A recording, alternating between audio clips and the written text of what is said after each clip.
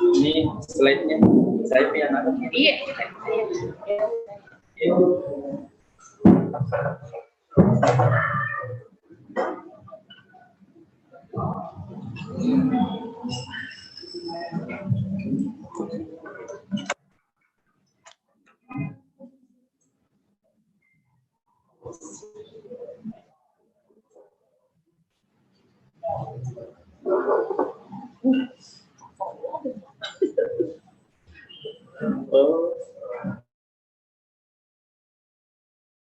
Dia loading di smartphone.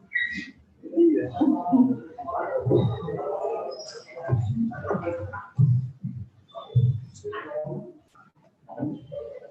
Saya mulai mengikuti. Bismillahirrahmanirrahim. Assalamualaikum warahmatullahi wabarakatuh. Alhamdulillahirabbil alamin. Wassalatu wassalamu ala asyrafil anbiya'i wal mursalin. Sayyidina Muhammad wa ala alihi wa sahbihi ajmain, amma ba'd. Alhamdulillah, kita melanjutkan kembali materi kita pada sesi keempat hari ini. Adapun materi kita pada sesi keempat hari ini adalah terkait dengan advokat dalam perspektif hukum Islam. Saya ulangi, materi kita pada sesi hukum Islam yang insya Allah akan dibawakan dan disampaikan oleh Bunda Dr. Haja Rahmatiah MPD. Beliau adalah dosen Fakultas Syariah dan Hukum UIN Alauddin Makassar. Saat ini menjabat sebagai Wakil Dekan 1 bidang akademik di Fakultas Syariah dan Hukum UIN Alauddin Makassar.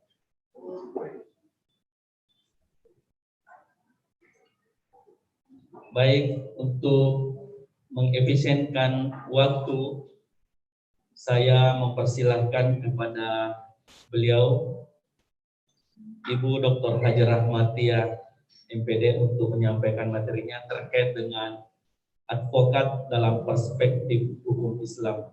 Dengan hormat saya persilahkan.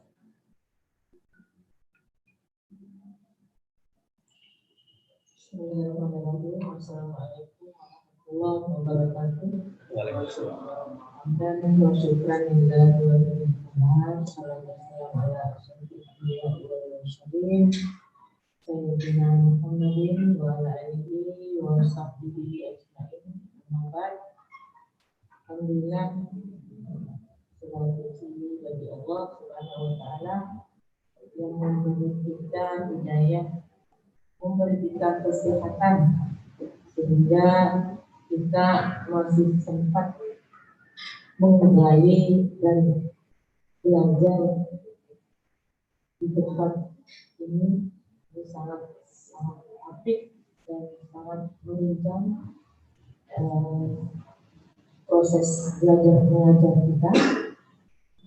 Salam tak lupa kami berikan Nabiullah Muhammad SAW yang menjadi uswatun hasanah dan kehidupan kita sehari-hari, dan insya Allah kami akan mendapat syafaatnya.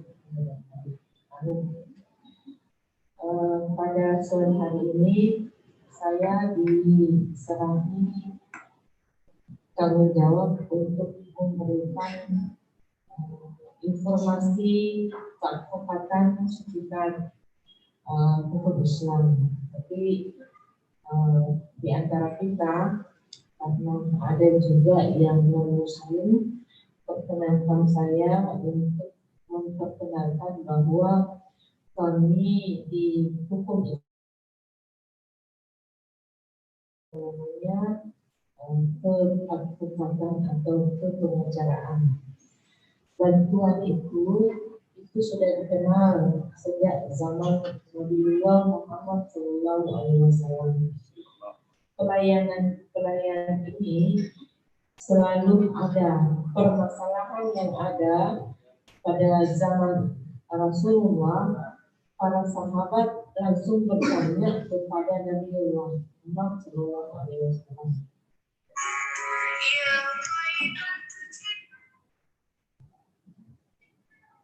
Ya, baik, kita lanjut.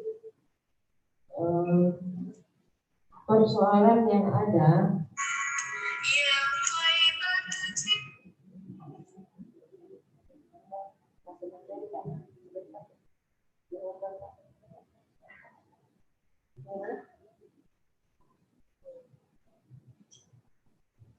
ya, baik, kita lanjut.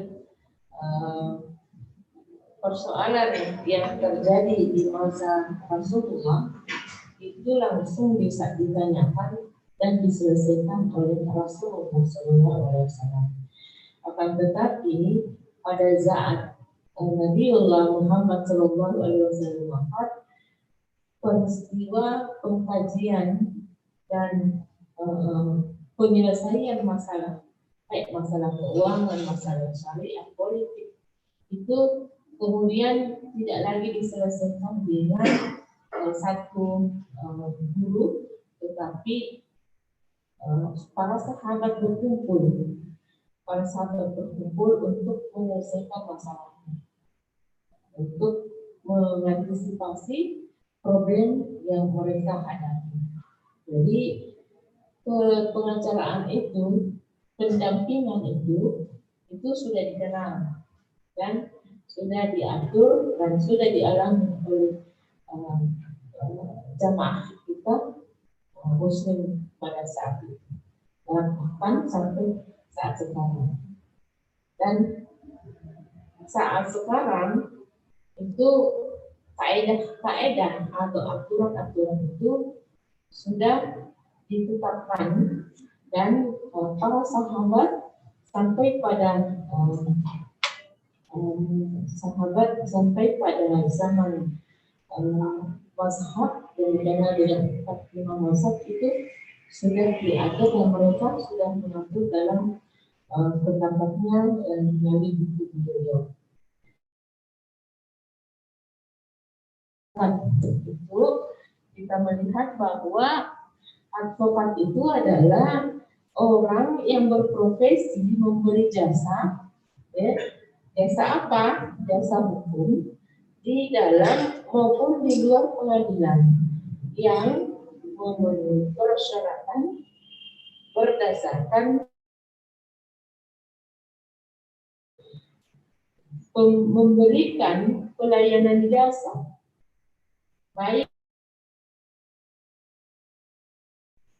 di mana memberikan jasa pelayanan ini. Masyarakat itu biasanya kalau di dalam pengadilan takut atau bahkan takut berhadapan dengan para hakim, sehingga apa yang dianggapnya benar, apa yang dianggapnya ada dalam pikirannya itu tidak terungkap, sehingga ini membutuhkan pendampingan. Atau ada juga orang yang bermasalah di luar, tetapi karena ada tekanan dari luar, ada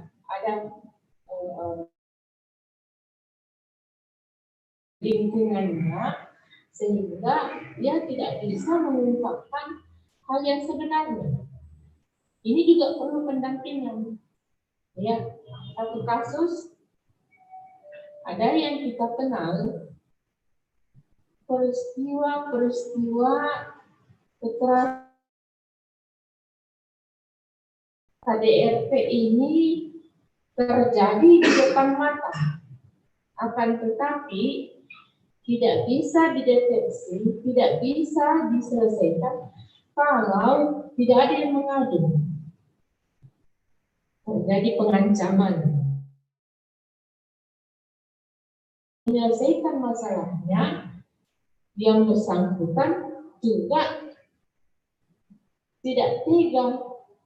Mengapa? Karena untuk menyelesaikan kasusnya dia harus berhadapan dengan masalah anak dan keuangan. Bagaimana misalnya kalau berpisah, siapa yang akan membiayai saya? Dan bagaimana bila saya terus berada dalam dilema ini, apa yang terjadi dengan anak saya? Nah, itu perlu juga pendampingan. Itu mungkin kejadian ini tidak pernah kita lihat kalau di kota besar. Akan tetapi kalau kita berada di sekitar kampung, ekonomi menengah ke bawah, apalagi kalau kita berada di antara sopir-sopir atau tukang beca, itu bahkan ada yang mengalami KDRT yang tidak terdeteksi. Mengapa saya katakan tidak terdeteksi? Karena ada di antara pelaku itu menerima takdirnya, yang dikasih, merasakan KDRT itu menerima takdirnya. Inilah takdirku, tidak mungkin saya melaporkan ke polisi. Kalau saya melaporkan, saya akan diceraikan. Ya, itu juga perlu bentuk perlindungan hukum yang perlu kita tangani. Ini baru satu contoh. Bagaimana dengan contoh, misalnya ada kasus tanah. Ini karena dia tidak punya sertifikat resmi, akan tetapi nama yang tercantum di dalam itu adalah resmi punya keturunannya. Dia tidak punya dana untuk mengganti jasa pengacara, maka dia harus mengikhlaskan di depan matanya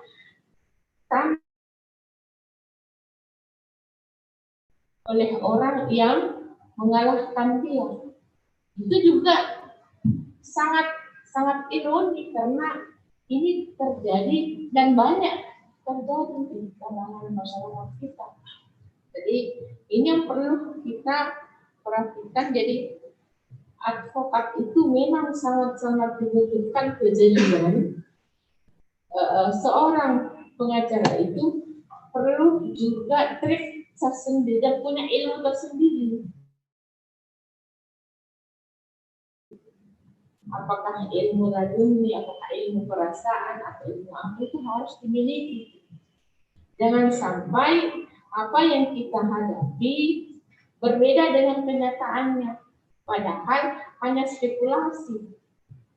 Itu perlu kejelian. Selanjutnya, sebagai profesi terhormat, advokat dalam menjalankan profesinya berada di bawah perlindungan hukum. Jadi kita ini tidak perlu was-was karena kita sudah dijamin. Apalagi sebentar kalau selesai di pendidikan ini kan sudah ada bisa menjadi pengacara untuk seseorang atau untuk yang membutuhkan kita, itu alhamdulillah sudah bisa.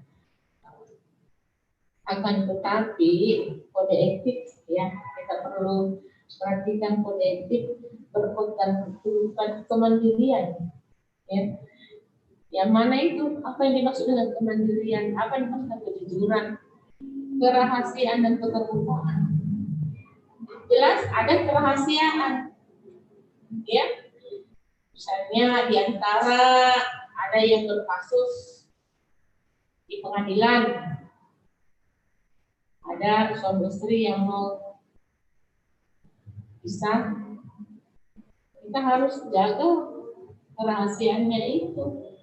Tidak boleh setelah ini langsung ketemu keluarga. Ternyata itu mau bisa cara begini. Enggak, ini kita harus jaga antara klien kita supaya kehidupan rumah tangga ini tidak sampai ketahuan sampai keluar. Mengapa kita ini bukan pemburu berita, akan tetapi kita adalah penyelamat.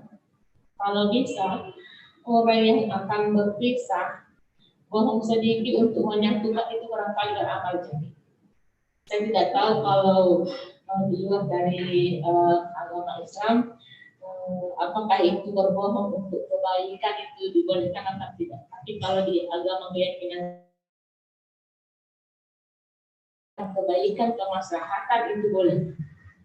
Sepanjang untuk misalnya ya contoh ini kita berbohong ini enggak cocok lagi nih yang kedua berapa ini enggak cocok lagi.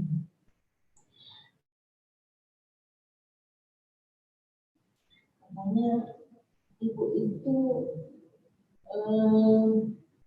ketemu bapak, kenapa? Hanya ibu suka ini ya. Padahal tidak pernah begitu. Teringat lagi. Akhirnya kemarahan yang pokoknya enggak boleh. Saya bilang mau saya bisa. Tapi karena ada memori, ya, ada memori itu akhirnya kemarahan itu bisa pupus. Misalnya juga kita dalam itu kan sebelum itu ada mediasi. Di dalam rangka mediasi itu barangkali kita bisa melihat, oh ini kita bisa mengambil jalannya di sini supaya orang yang kita tangani ini jangan sampai sebelah kita ambil sebelahnya dia kita ambil. Ya, damai. Kalau memang sudah ada jalan keluar dan tidak bisa didamaikan ya sudah terjadi. Ya. Jadi begitu. Kita harus menjaga kemandirian ini, kejujuran, kemudian kerahasiaan. Kalau keterbukaan ya kita harus memberitahukan kepada kita bahwa ya kami ini apa adanya. Sebatas ini kemampuan kami, dan tetapi ibu kalau percaya, bapak ibu percaya kepada kami, insya Allah kami akan bekerja maksimal. Itu namanya keterbukaan kita kepada klien kita. Jangan sampai sudah tahu masalahnya, wah selesai ini masalahnya. Sebentar dulu, simpan dulu. Hubungi dulu sebentar. Begini Bu ya, yakin percaya. Ini sebentar, satu kali dulu sebentar sudah. Nah ini kan padahal sudah membaca masalahnya ini sudah rumit, tetapi dikasih lagi informasi yang menjanjikan, itu kan bukan bersifat keterbukaan dan kejujuran istilahnya. Jadi kita belajar memahami dan melihat situasi. Jadi hukum Islam itu pada dasarnya menganggap bahwa semua perkara itu ibadah. Ya, kalau dalam ibadah itu yang berkaitan dengan ibadah itu pada dasarnya itu haram. Akan tetapi kalau ada undang-undang yang mengatur atau ada aturan yang mengatur itu menjadi halal. Akan ada juga asas yang lain di dalam kaidah mengatakan segala sesuatu yang berkaitan dengan muamalah itu boleh ya sepanjang sampai ada dalil yang mengatur. Jadi saya mau bercerita tentang kaidah ini. Dahulu pada zaman Rasulullah, budaya jahiliyah itu sangat di luar dari kemanusiaan, termasuk budaya minum-minuman keras. Akan tetapi saat turun ayat bahwa tidak boleh minum khamar, maka sesuatu itu menjadi diharamkan. Jadi sesuatu itu boleh dilakukan sepanjang belum ada aturan yang mengaturnya. Akan tetapi kalau sudah ada undang-undangnya, sudah ada ayatnya yang mengatur, maka sesuatu itu menjadi dilarang dan haram hukum kalau dilakukan. Profesi apa saja yang boleh dilakukan sepanjang dapat dipertanggungjawabkan. Jadi apa itu motivasi kerja, jenis pekerjaan, cara kerja kita itu yang harus kita perhatikan. Kita harus sangat profesional. Bagaimana kita mempertahankan dan menguatkan motivasi kita bekerja, dan jenis pekerjaan apa yang kita tekuni, itu apapun ya, jenis pekerjaan apapun harusnya kita memperhatikan, kemudian cara kerja dan manfaatnya. Jadi keempat ini perlu kita perhatikan. Kemudian bagaimana sejarah ada kita menulis bahwa pernah kejadian bahwa Fatimah binti Qais itu ditalak tidak oleh suaminya dan dia dibawakan Ganjung, akan tetapi itu dia menolak ya, karena bahwa sebenarnya setelah kita itu ditalak, suami itu tidak berkewajiban lagi memberi nafkah. Jadi sebenarnya tidak boleh lagi beban atau kewajiban suami untuk menafkahi istrinya itu sudah tidak ada lagi.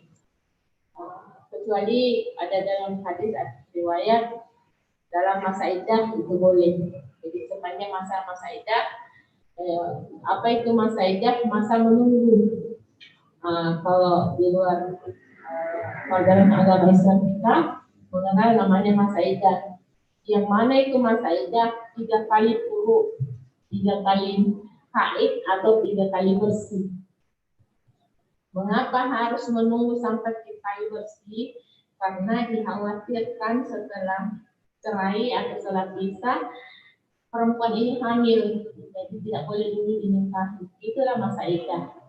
Di dalam masa iddah ini ada kewajiban suami untuk menafkahi.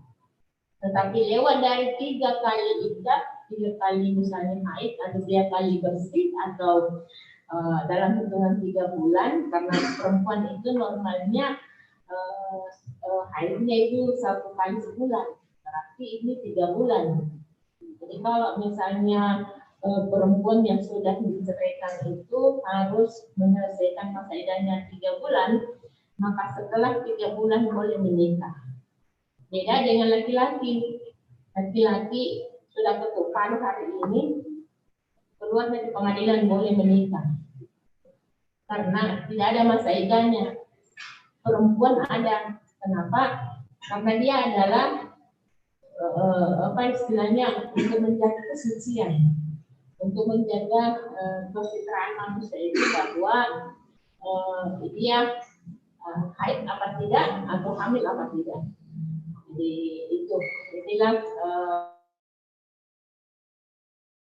masa-masa itu untuk tadi yang muslim. Kalau baik kita lanjut, hukum Islam itu kita mengenal istilah dalam hukum Islam itu wakalah. Kemudian ada juga kita kenal dengan istilah tahkim, ya. Kita juga dengan istilah mufti, ya. Kalau dalam hukum Islam, mufti itu adalah seorang pengacara, seseorang yang menyelesaikan masalah. Kalau di Arab Saudi sana, negara Islam, itu mufti itu bukan lagi menyelesaikan masalah, tapi dialah sebagai penentu kebijakan. Mufti. Kemudian tahkim itu adalah ibaratnya yang adil, ya, yang menyelesaikan masalah. Itu istilah-istilah yang ada dalam hukum Islam. Konsultasi hukum, bantuan hukum, menjalankan kuasa, mewakili, mendampingi, membela, dan melakukan tindakan hukum lain untuk kepentingan dengan hukum pidana. Jadi itu adalah dasar hukum yang kita kenal ya. Kemudian ada di mana kita bisa dapatkan keadvokatan itu, ada kita bisa temukan di dalam surat Al-Imran ayat 104 sampai 105. Kemudian ada juga dalam surah An-Nisa ayat 58 sampai 138. Ada juga dalam 7 sampai di ayat 1 sampai 3. Kemudian di surah Al-Maidah ayat 8. Barangkali untuk sebelum kita lanjutkan, apakah ada yang mengganjal atau perlu kita diskusikan? Betul. Atau bincang-bincang sekitar kesempatan ini. Ya, saya kira saya kembalikan ke moderator. Baik, Bunda. Baik, barangkali dari teman-teman peserta ada yang ingin berdiskusi, ada yang ingin bertanya terkait dengan advokat dalam perspektif hukum Islam, bisa saya persilakan. Di belakang. Iya.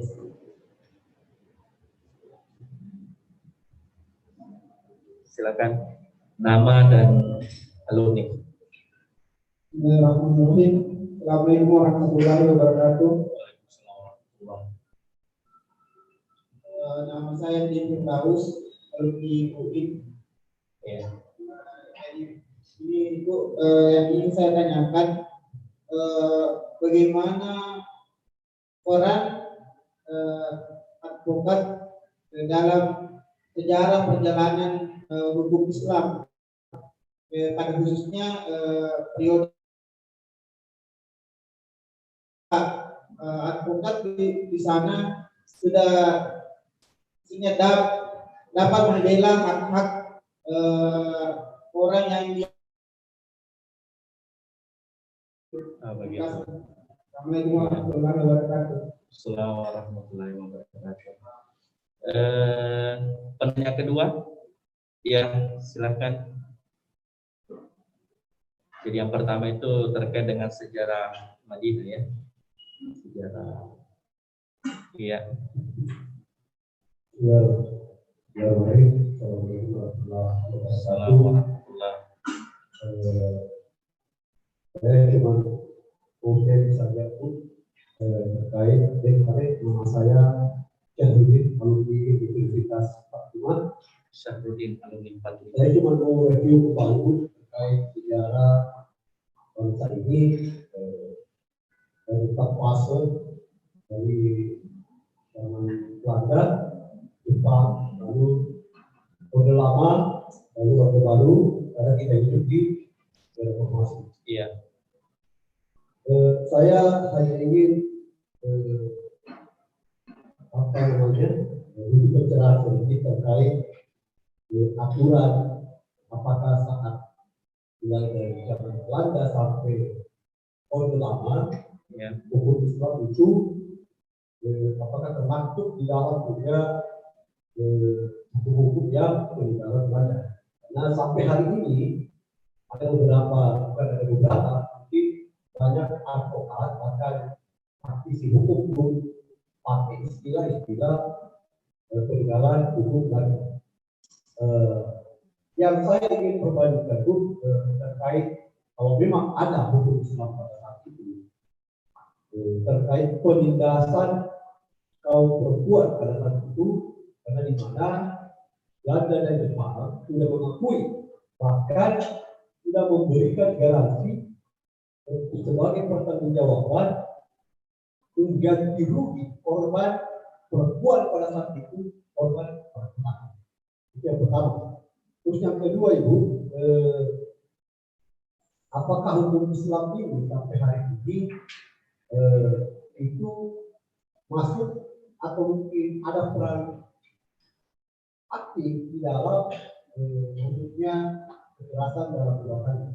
Sementara itu dulu, Assalamualaikum warahmatullahi wabarakatuh. Jadi peran hukum Islam di dalam kasus KDRT ya, kekerasan dalam rumah tangga saat ini, pemukulan kepada istri, pemukulan kepada anak, ya. Bagaimana kalau kita berbicara hukum Islam kan tentu kita berbicara dalil Al-Quran dan hadis.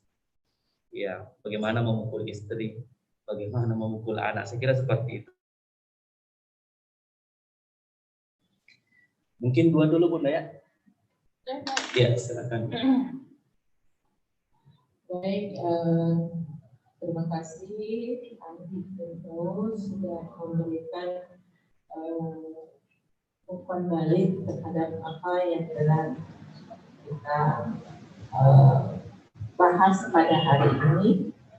Bagaimana peran advokat itu dalam membela hak-hak yang dihakimi. Jadi pada zaman Madinah itu, pada zaman sahabat, memang tidak ada pengadilan seperti yang sekarang. Akan tetapi itu langsung diadili, langsung di Khulafaur Rasyidin atau para khalifah pada saat itu.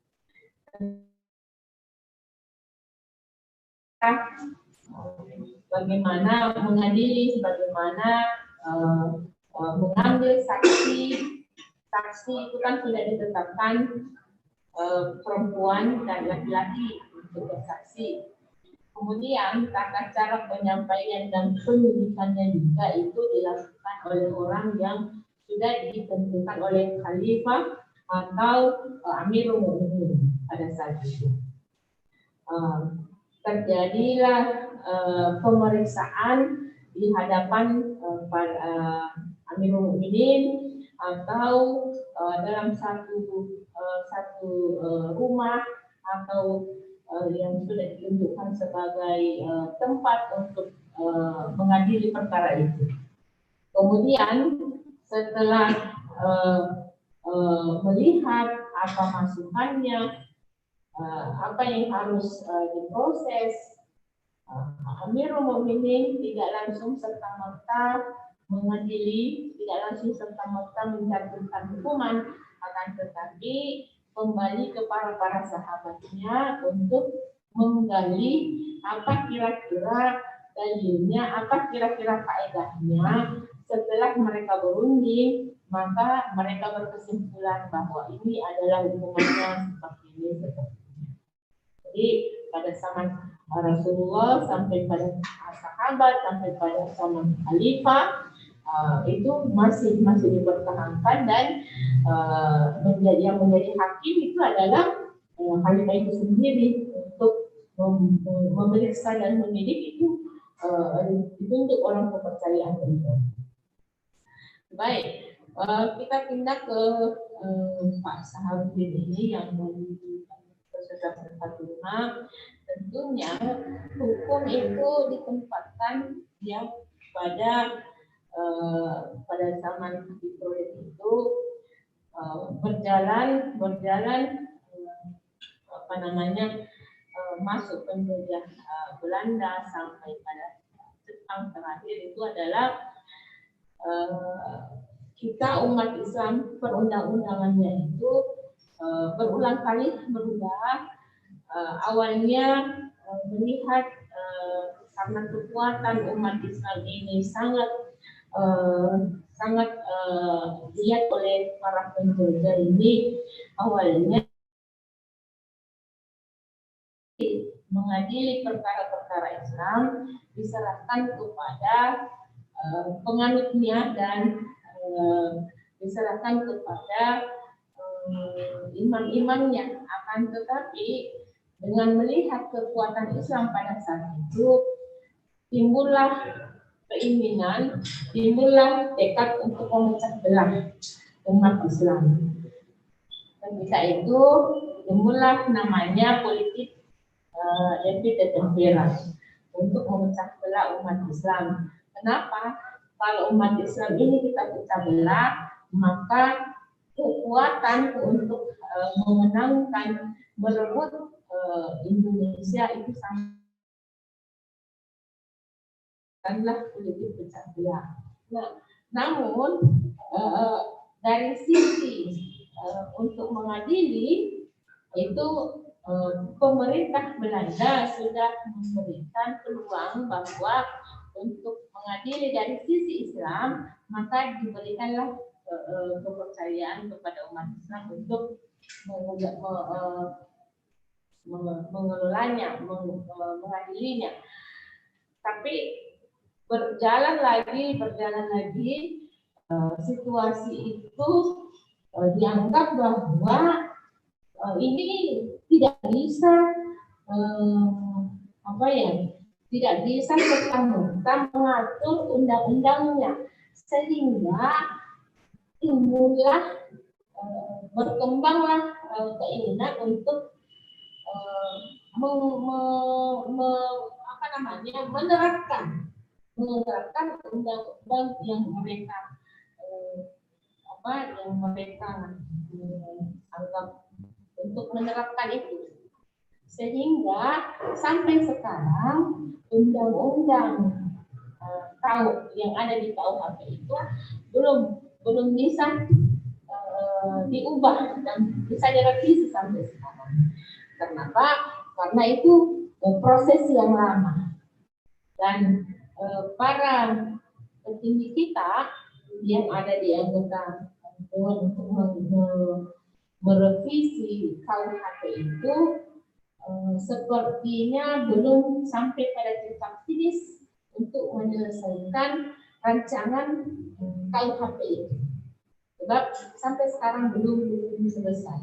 Kita masih pada revisi itu.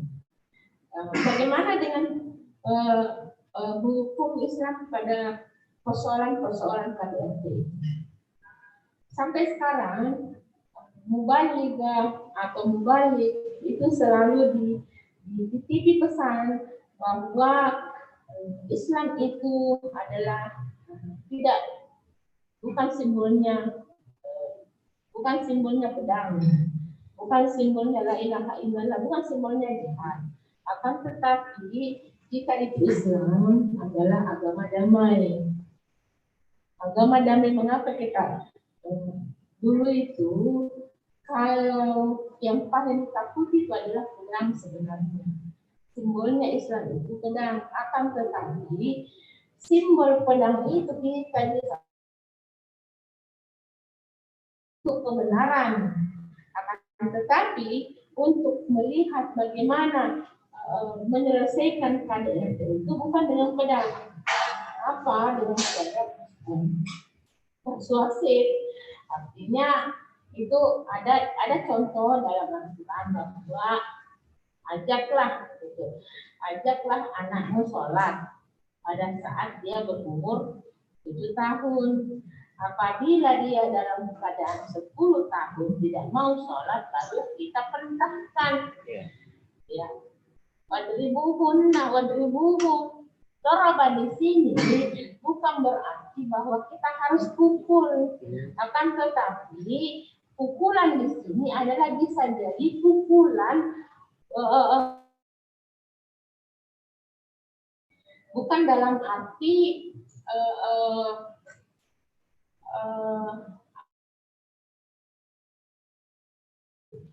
tetapi dipukul hatinya. Bagaimana cara memukul hatinya? Ya, kita harus ajak, kita harus kasih pencerahan.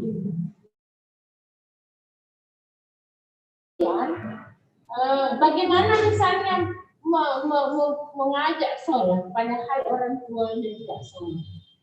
Disuruh mengaji, orang tuanya tidak mengaji. Jadi kau mengaji, punya pengurus, padahal dia tidak mengaji. Inilah yang perlu diketahui oleh masyarakat, bahwa bukan pemerintah tetapi mengajak.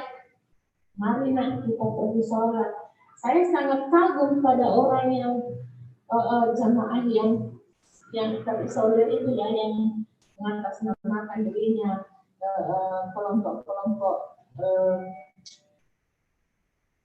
ya celananya tidak sampai ke bawah, akan tetapi caranya mengajari anaknya itu sholat. Anaknya 4 itu 5 diajak sama masjid itu. Kalau yang di luar itu belum pernah saya lihat orang tua untuk mengajak. Tapi ada juga yang datang sendiri. Orang tuanya pergi duluan, anaknya belakang. Bahkan untuk salat Jumat saja di masjid sudah berkumandang azan kedua lagi. Masih santai jalan, bawa sejalannya jalan ke masjid. Padahal sebenarnya itu adalah kewajiban kita. Jadi sekitar apakah itu bagaimana KDRT dalam rumah tangga itu sudah diatur sebenarnya dalam Al-Quran. Kita sebagai muslimah untuk dalam rumah tangga itu pimpinan itu. Rijalun qawwamuna 'alan nisa. Rijalun, apa artinya rijalun? Rajulun itu kaki. Kaki. Jadi kalau laki-laki bukan penyangga, jangan menjadi penyangga, bukan berjalan, bukan berjalan qawwamuna 'alan nisa. Apa fungsinya penyangga? Tempat bersandar, tempat meminta tolong. Kalau saya sakit ada suami yang bantu. Kalau saya butuh bantuan ada dia. Saya mau berkeluh kesah ada dia. Tetapi kalau penyangganya lumpuh, apa kita bisa jalan? Tidak bisa kita jalan. Banyak cari uang juga, jadi imam juga. Bagaimana syarat untuk jadi imam? Dia yang harus ajari anak-anaknya. Ini kita sholat ikut sama bapak imam itu di belakang kena. Tetapi untuk jadi imam dia bagaimana? Tentu dia harus kuasai dulu. Makanya sebelum kita ujian kompetensi UIN itu wajib hafal juz 30. Iya. Kata kalau jadi imam, apa mau dibaca? Masa trikul? Iya. Rakaat pertama, trikul Al-Ikhlas. Rakaat kedua apa itu? Karena kan itu berjenjang. Tapi yang di atas baru ke bawah. Iya.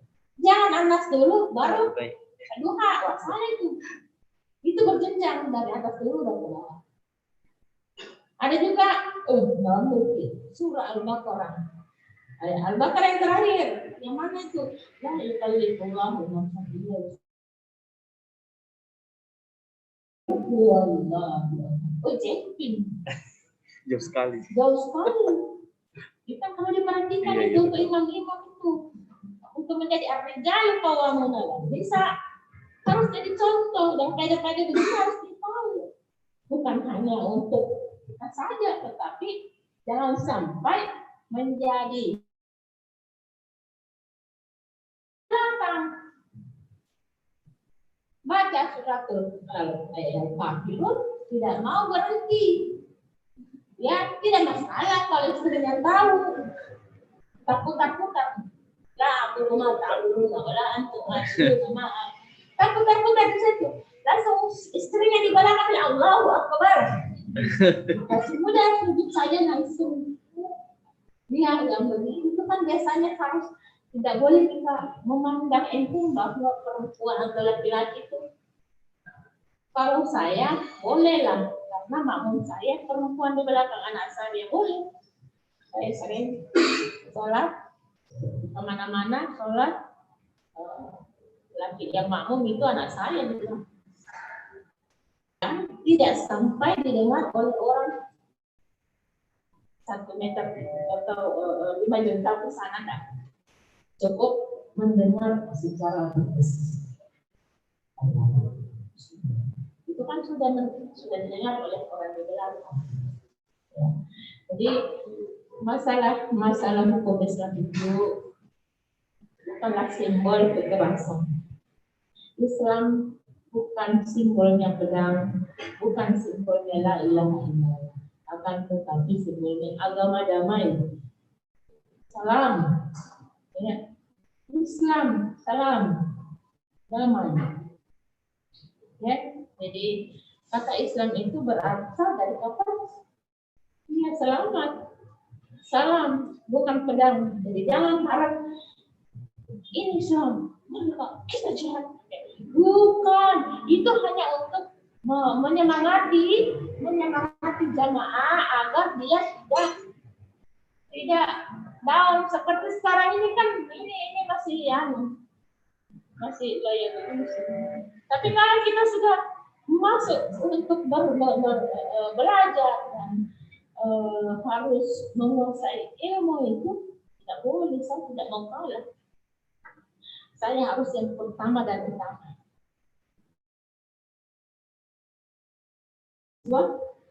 Saya tidak pernah duduk paling belakang.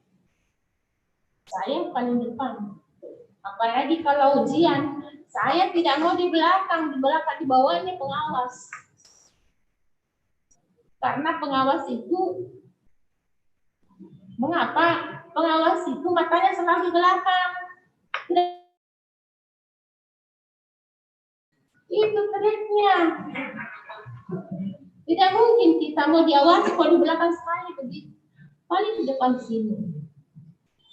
Ya, itu sama tempo dulu masih kuliah di sini dalam ini.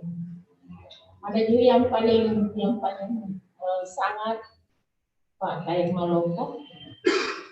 Kalau mengawas pakai kacamata hitam. Berdiri paling depan. Karena dia maju depan.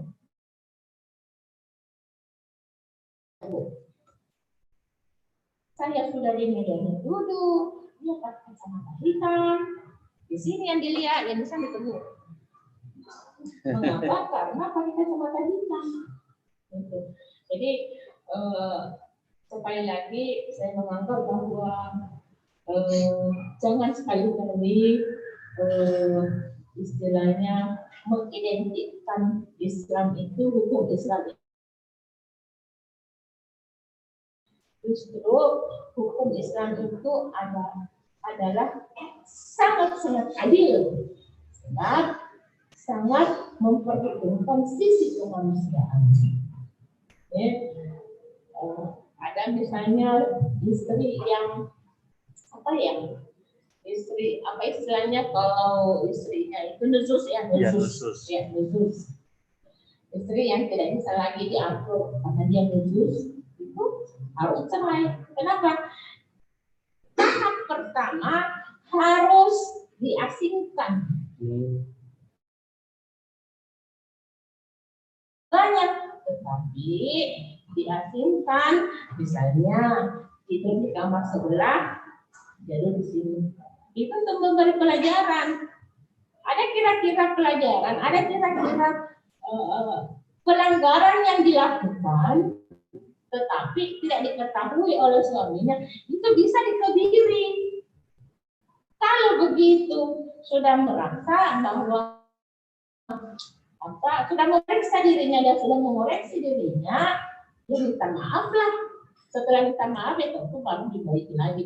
Tetapi jangan karena mereka sudah damai, sudah begini, yang lagi alasan-alasan dari keluar di luar sana masih banyak perempuan cantik. Tidak begitu kan?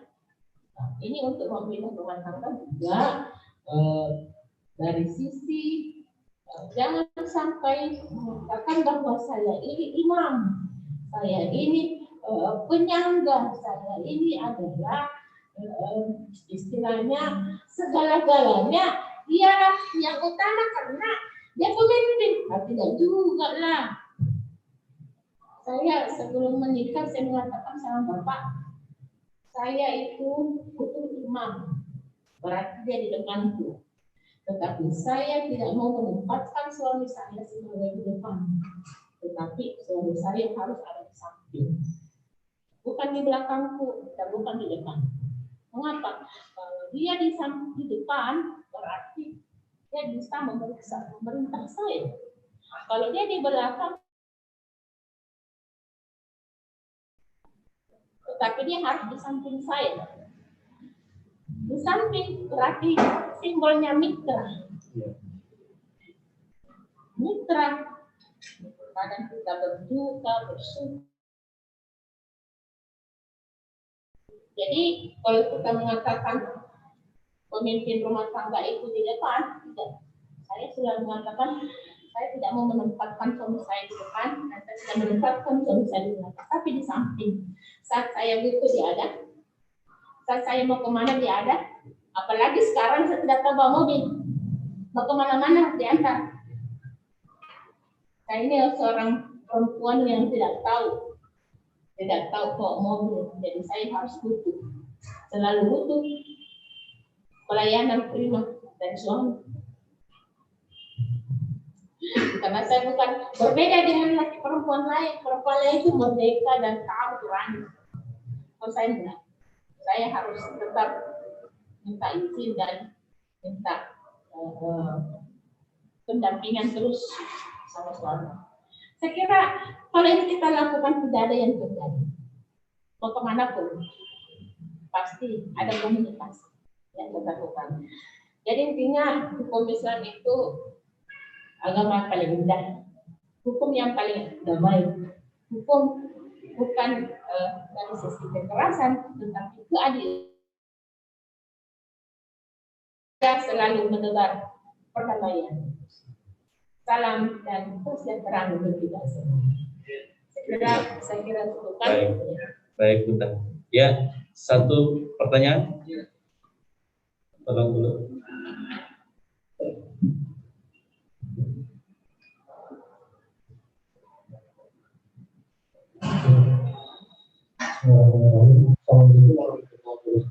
Setelah sebelumnya saya menonton di mohon izin Bu.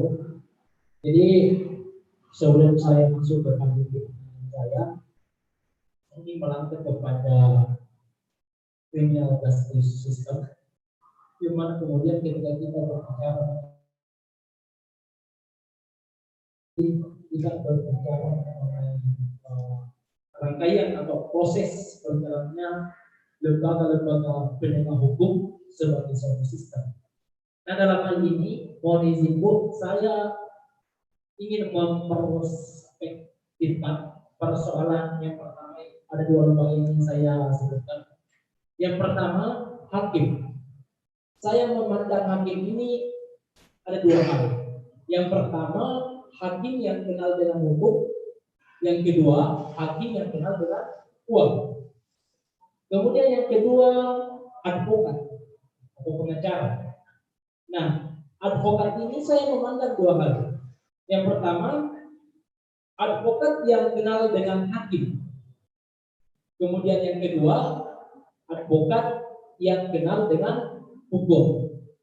Nah, antara advokat dengan hakim ini, dengan dua pandangan atau perspektif yang saya sampaikan, nominal atau uang. Nah, pertanyaannya kemudian, sejauh mana atau bagaimana Islam memandang nominal atau uang ini sendiri ketika kita berada dalam posisi yang saya sebutkan tadi. Terima kasih. Iya. Jadi kalau saya menyimpulkan tadi bahwa hakim terkadang menerima suap, sementara advokat mungkin terkadang ya menyodorkan. Jadi bagaimana tanggapan menurut perspektif Islam terkait dengan dua profesi ini? Ya. Ketika ada potensi untuk bisa seperti itu. Ya. Oke, bagus sekali ya. Ya, sudah Bunda, mungkin bisa dijawab.